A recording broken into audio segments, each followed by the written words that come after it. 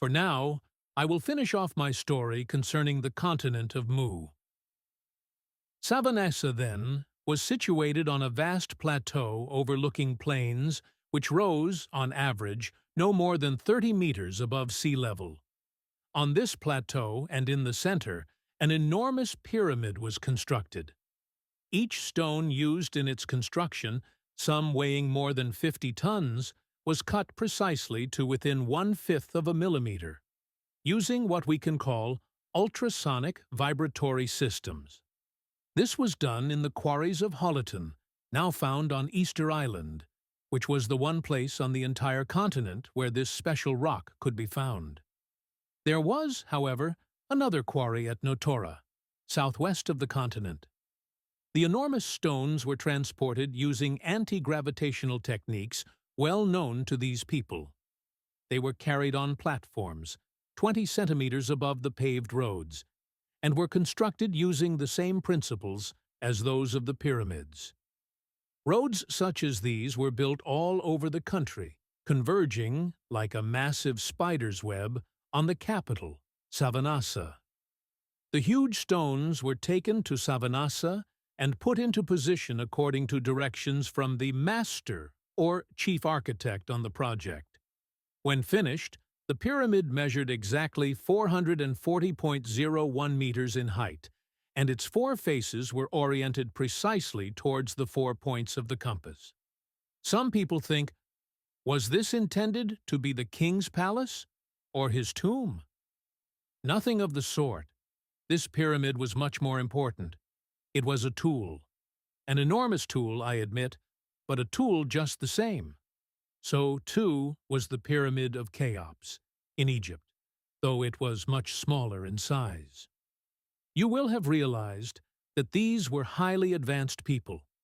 They possessed a profound understanding of universal law and used their pyramid as a captor of cosmic rays, forces and energies, as well as terrestrial energies. Inside, rooms positioned according to a precise plan served the king and certain other great initiates as powerful communication centers, enabling telepathic communication with other planets and other worlds in the universe. Such communication with extraterrestrials is no longer possible for people on Earth, but the people of Mu in those days, by natural means and by exploiting cosmic forces, were in constant communication with other beings and were even able to explore parallel universes. And was this the sole purpose of the pyramid? Not quite. Its second use was to make rain. By a system of plates, made of a special alloy incorporating silver as its major component, these people were able, in a few days, to cause the accumulation of clouds above the country, and so to have rain as they needed it. Thus, they were able to create, virtually, a paradise over the whole continent. Rivers and springs never dried up, but flowed lazily across the numerous plains of a land that was essentially flat. Fruit trees were laden with fruit, bowing under the weight of oranges, mandarins, or apples, according to latitude. Exotic fruits, of kinds that actually no longer exist on Earth, were harvested in abundance. One such fruit, called the lycoti, possessed a property that caused an excitation of brain activity, allowing whoever ate it to solve problems which would normally be beyond them. This property was not actually a drug, but the fruit was, nevertheless, condemned by the sages. The lycoti was only authorized to be planted in the gardens of the king.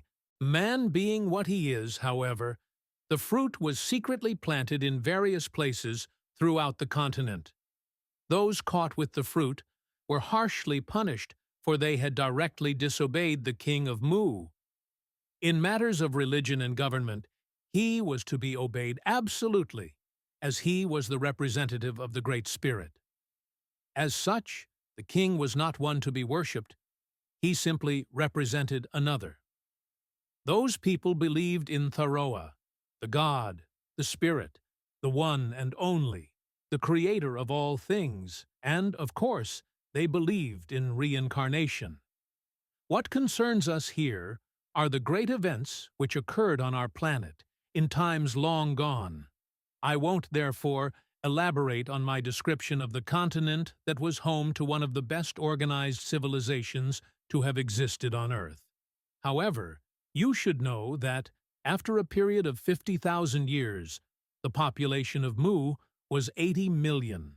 Expeditions were undertaken regularly to explore and research aspects of the planet. For these expeditions, they used flying ships, similar to what you call flying saucers.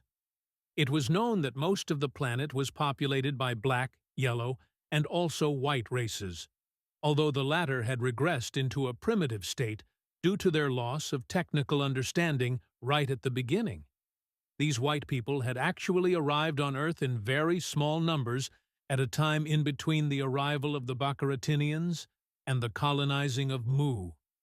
They had settled on a continent known to you as Atlantis, but, as much for material as spiritual reasons, their civilization failed completely. Some people may ask, what do you mean by material reasons?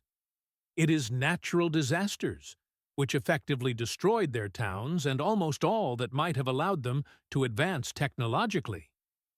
I must emphasize the following point. Prior to embarking on their exploratory expeditions of the planet, the inhabitants of Mu had conducted research by means of the Pyramid of Savanassa. As a result of this research, it was decided to send forth the flying ships and to colonize New Guinea and the southern Asiatic region, that is, all to the west of Mu. Simultaneously, they set up colonies in South America and Central America.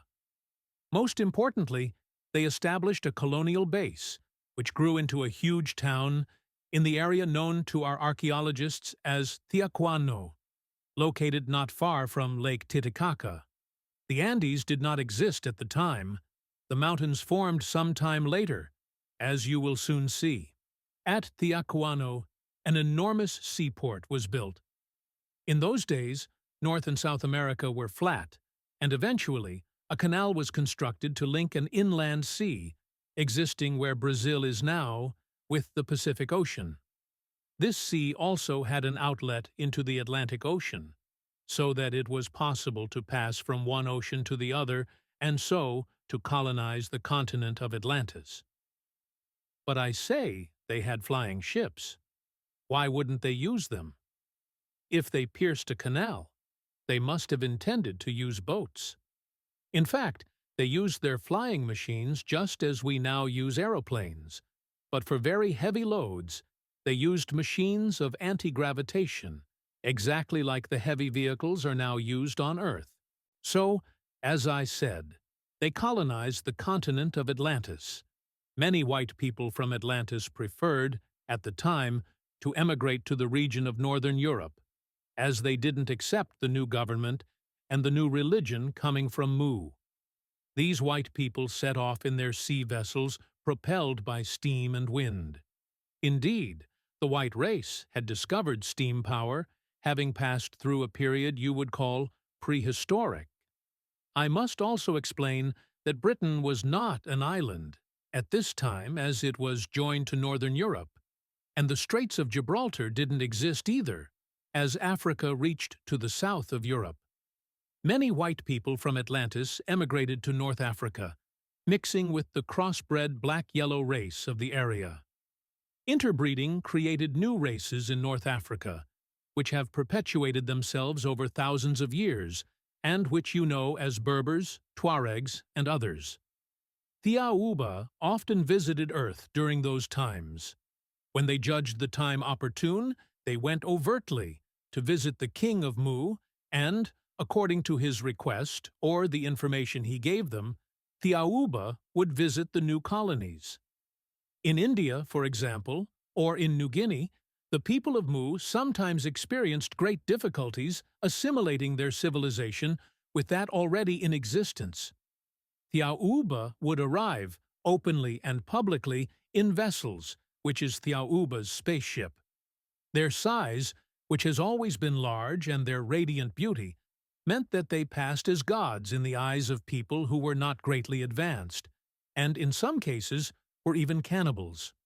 According to Thiauba's mission, it was important that Thiauba impress as friendly gods in the eyes of the colonizers so that war could be avoided, something which the colonizers, abhorred on account of their advancement, their beliefs, and their religion. It is because of Thiauba's frequent visits during this period that there are so many legends on Earth describing giants and chariots of fire from the heavens. Thiauba were great friends with the inhabitants of Mu.